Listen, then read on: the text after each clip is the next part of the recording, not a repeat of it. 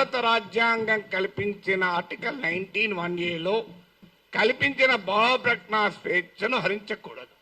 హరిస్తే ఏం చేస్తారు? కేసులు పెడతారు. నేను అన్నాను అరెస్ట్ చేస్తారని భయమా సార్ అన్న. భయం ఉంటే యాంటిసిపేటరీ బెయిల్ పోతాను, నేను పోలే కదా అన్న. ఇంతవరకు యాంటిసిపేటరీ బెయిల్ పిటిషన్ వేయలేదు, వేయను కూడా.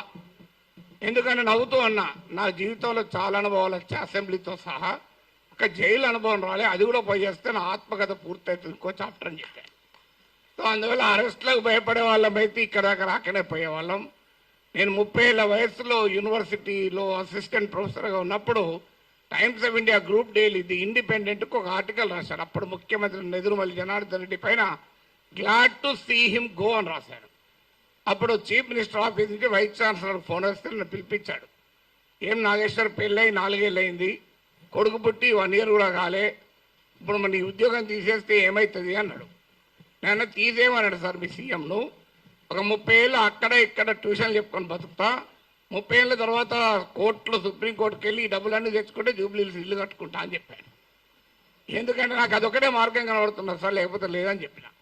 అంటే అందువల్ల 30 ఏళ్ళ వయసులోనే భయపడలే, 62 ఏళ్ళ వయసులో భయపడతామా? సో అందువల్ల అది భయపడే ప్రసక్తే లేదు.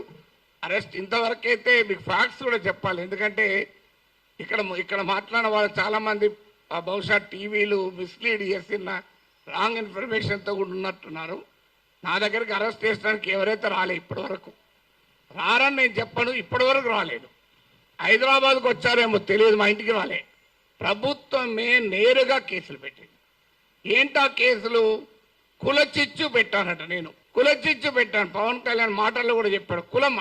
అసలు నేను ఎక్కడ కులం తీశానో నాకు ఇప్పటికి అర్థం కాలే. తర్వాత ప్రాంతం అని కూడా తీశాడు పవన్ కళ్యాణ్. ప్రాంతం అని తీస్తే ఎవరు తీశారు ప్రాంతం? నిజంగా ఇక్కడ వచ్చిన ఇన్ని సంఘాలు ఉన్నాయి, వీళ్ళు తీయలే. తెలంగాణ సంఘాలు మొదలు ప్రాంతం అనే ప్రస్తావనే తీయలే.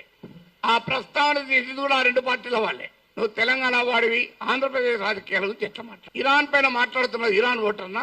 ఇది ఎక్కడ సిద్ధాంతం అయ్యా? అది కులం చిచ్చు పెట్టారని కేసు పెట్టారు, అక్కడ కులం ప్రస్తావన కూడా చేయలేదు. నేను ఈవెన్ నోటీస్ ఇవ్వకుండా కూడా అరెస్ట్ చేయొచ్చు 3 ఏళ్ళు. ఏంటది అంటే అల్లర్లు సృష్టించేదానికి పనిచేశారట. నేను ఇప్పుడు ఈ ఇన్సిడెంట్ జరిగి 10 రోజులు అయింది. ఎక్కడ అల్లర్లైంది? 4 ఈగలు కూడా చెప్పారు, అల్లర్లు ఎక్కడ?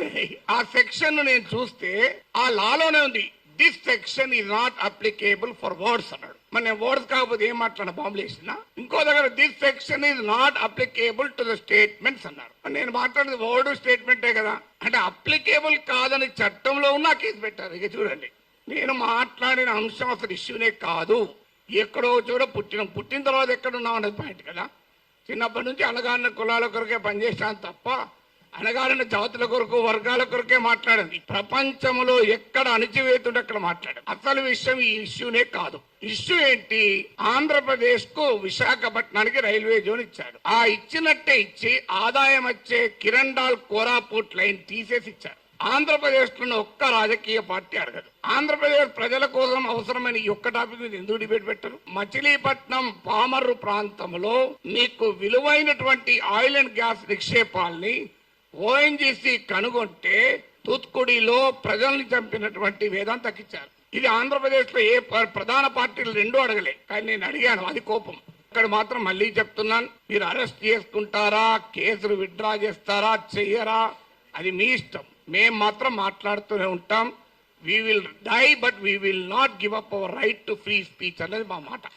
చావనన్నా చేస్తాం కానీ మాట్లాడే హక్కుడు వదులుకోము. నీకే అణిచివేత వేసినా దానికి మేము సిద్ధం, సంతోషం. మీరు వస్తారంటే చెప్పండి, టైము ప్లేస్ కూడా చెప్పండి, ఆడికి వస్తా, కావాలంటే అరెస్ట్ చేసుకోండి.